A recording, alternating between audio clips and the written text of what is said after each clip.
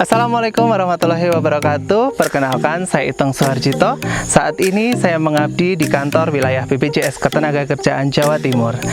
Di pagi yang cerah ini, yuk kita bahas korupsi dan bagaimana cara memberantasnya.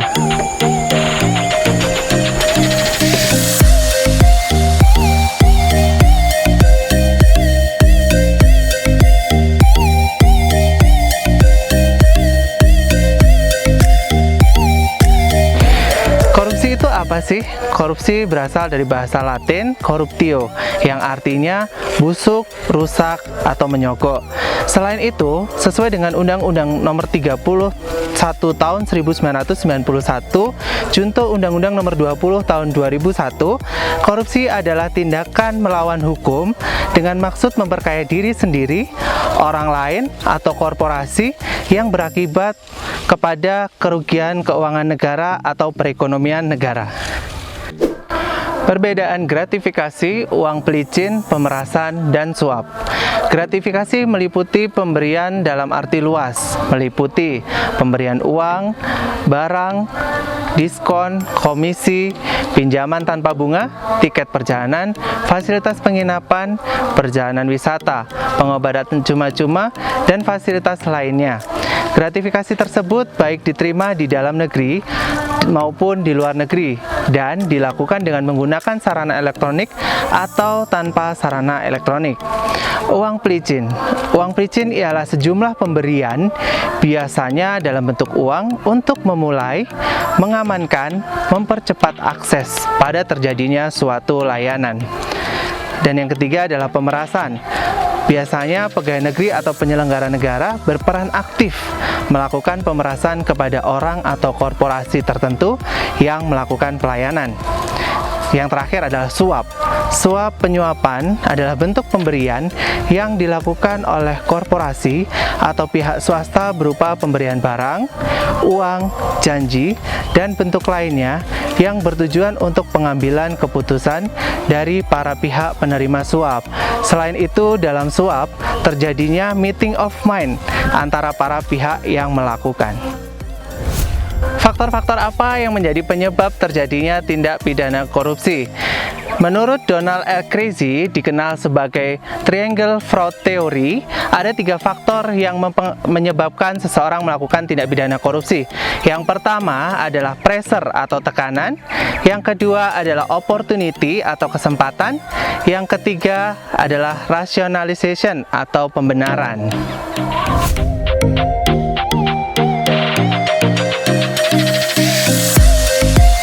Hal yang termasuk dalam tindakan korupsi. Yang pertama adalah perbuatan melawan hukum dan penyalahgunaan wewenang yang mengakibatkan kerugian keuangan negara atau perekonomian negara. Suap menyuap, yang maksudnya adalah pemberian sesuatu atau janji kepada pegawai negeri. Yang ketiga adalah penggelapan dalam jabatan. Keempat, pemerasan. Kelima, perbuatan curang. Keenam, benturan kepentingan dalam pengadaan. Ketujuh, gratifikasi. Dampak korupsi di berbagai sektor sebagai berikut. Yang pertama, bidang ekonomi, yakni dapat merusak harga pasar, mengganggu neraca keuangan, dan kualitas rendah. Kedua, sosial kemiskinan, di mana terganggunya program penentasan kemiskinan masyarakat dan kualitas hidup. Yang ketiga, birokrasi pemerintahan, di mana pemerintahan tidak efisien dan tidak adil. Pelayanan cenderung bagi yang memiliki uang saja. Yang keempat adalah politik demokrasi. Di sini adanya mutokrasi, di mana sistem politik dikuasai oleh pemilik modal saja. 5. Pertahanan keamanan. Runtuhnya kewibawaan negara karena alutsista, alat utama sistem senjata TNI ini lemah. Keenam adalah kerusakan lingkungan. Kerusakan lingkungan di mana ekosistem lingkungan rusak, mengakibatkan bencana alam terjadi. Dan yang terakhir adalah penegakan hukum, di mana penanganan dan pemutusan perkara cenderung menjadi tidak adil.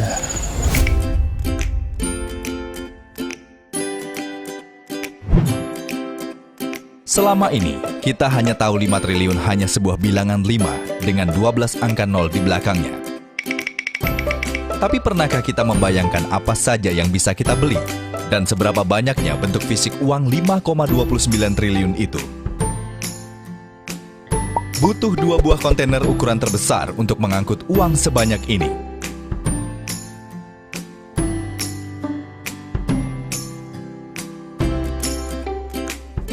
Anda bisa membeli 139,2 juta cup coffee latte yang harganya Rp38.000 per buah.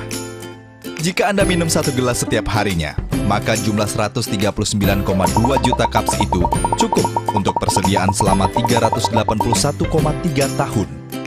Atau hingga 4.767 anak cucumu bisa ikut meminumnya. Anda bisa 77.472 kali liburan ke Hawaii. Bahkan hingga Anda tua pun, jumlah itu masih akan tersisa. Total uang korupsi ini besarnya bahkan hampir 5 kali lipat dari total biaya penanggulangan bencana kabut asap di Sumatera dan Kalimantan tahun 2015. Dengan 5,29 triliun, pemerintah bisa membangun 14,8 juta sekolah di daerah terpencil di seluruh Indonesia. Pemerintah juga bisa memberi makan 1 nasi bungkus per hari selama 20 hari untuk seluruh penduduk miskin Indonesia yang berjumlah 28,59 juta. Sekarang, jika uang 5,29 triliun kita susun tinggi, maka ketinggiannya mencapai 15.870 meter, melebihi tingginya puncak Everest yang hanya 8.850 meter. Uang 5,29 triliun akan mencapai panjang 7.935 km. Artinya, jika kita menumpang pesawat dengan kecepatan 900 km per jam, maka akan membutuhkan waktu tempuh selama 8,8 jam. Lalu jika dibentangkan, maka luas uang 5,29 triliun adalah 0,515 km persegi, atau setara dengan 72 kali lapangan sepak bola. Indikator penilaian pemberantasan korupsi ada 3. Yang pertama, Indeks Persepsi Korupsi atau disingkat dengan IPK. Yang kedua adalah Indeks Perilaku Anti Korupsi atau yang disingkat IPAK. Dan yang ketiga adalah Survei Perilaku Integritas. Indeks Persepsi Korupsi ini dilakukan oleh Transparansi Internasional dan diakui oleh seluruh dunia. Indeks Perilaku Anti Korupsi ini diselenggarakan oleh Badan Pusat Statistik, dan yang ketiga adalah Survei Perilaku Integritas dilakukan oleh KPK. Catatan IPK Indonesia tahun 2020, IPK Indonesia menurut Transparansi Internasional adalah 37 dan masih berada di peringkat 102 dari 180 negara yang disurvei. Pada kawasan Asia Tenggara sendiri, IPK Indonesia di tahun 2020 masih berada di bawah negara Singapura, Brunei Darussalam, Malaysia, dan Timor Leste. Jika mengacu pada nilai IPK tahun 2020, negara Indonesia lebih korup dibandingkan negara Singapura, Brunei Darussalam, Malaysia, dan Timor Leste. Dari tahun 2001 sampai dengan 2019, terjadi penurunan tingkat korupsi di Indonesia yang ditandai dengan peningkatan IPK. Dampak pendirian KPK tahun 2002 baru signifikan terlihat pada tahun 2005. Pada tahun 2005, IPK Indonesia naik menjadi 20 dan terus mengalami peningkatan sampai dengan tahun 2019, yaitu IPK Indonesia pada titik 40.